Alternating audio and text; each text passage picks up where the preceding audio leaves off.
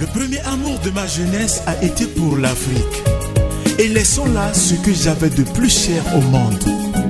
Je suis venu parmi vous pour ne jamais cesser d'être avec vous. Daniel Comboni. Daniel Comboni est né à Limone-sul-Garda, qui n'est pas loin de Vérone, le 15 mars de 1831.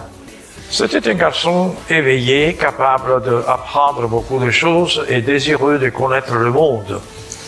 Alors, ses parents ont tout de suite compris qu'il fallait l'envoyer dans des écoles dans la ville la plus proche de son pays natal. Son père, Louis, a traversé le lac avec son fils et il l'a accompagné à Vérone et il a logé auprès d'une famille qu'il connaissait ici dans la ville.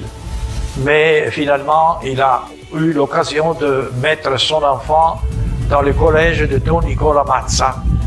C'était Don Nicola Mazza, un prêtre du diocèse de Vérone, qui avait l'intention d'aider les enfants doués, mais qui n'avaient pas les moyens de faire des études.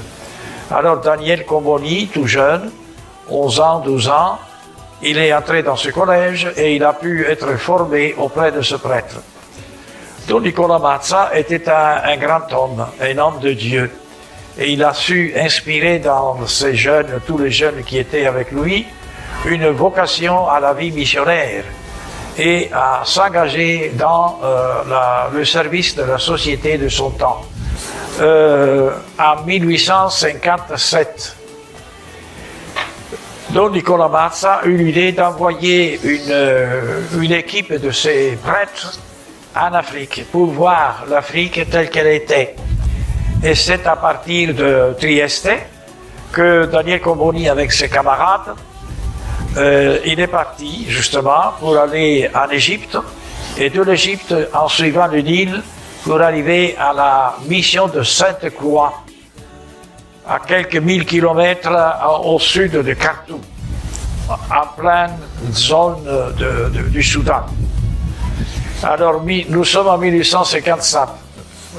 Mais les missionnaires, cette équipe de Don Nicola Mazza n'avait pas tellement d'expérience, surtout des moyens sitôt, si bien qu'en 1858, ils ne pouvaient plus, ces missionnaires n'avaient plus la force de rester et continuer le travail d'évangélisation.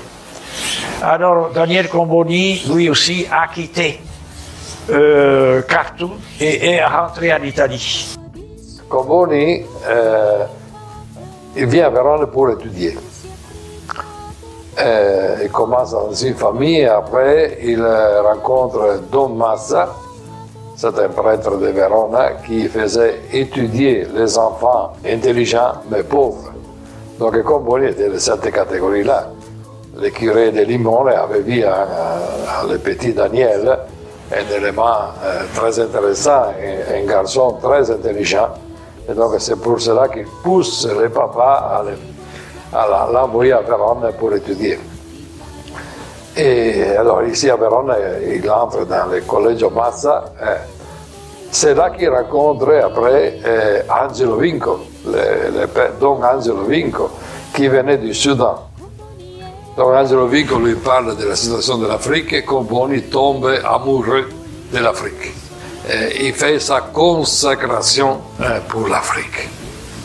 Il a seulement 16-17 ans, mais cela le pousse. Donc toute sa pensée, c'était vraiment tout son désir, c'est d'aller en Afrique pour annoncer l'Évangile. Et en effet, il part. Il a seulement 26 ans, ça faisait seulement 2 ans, 3 ans qu'il était prêtre.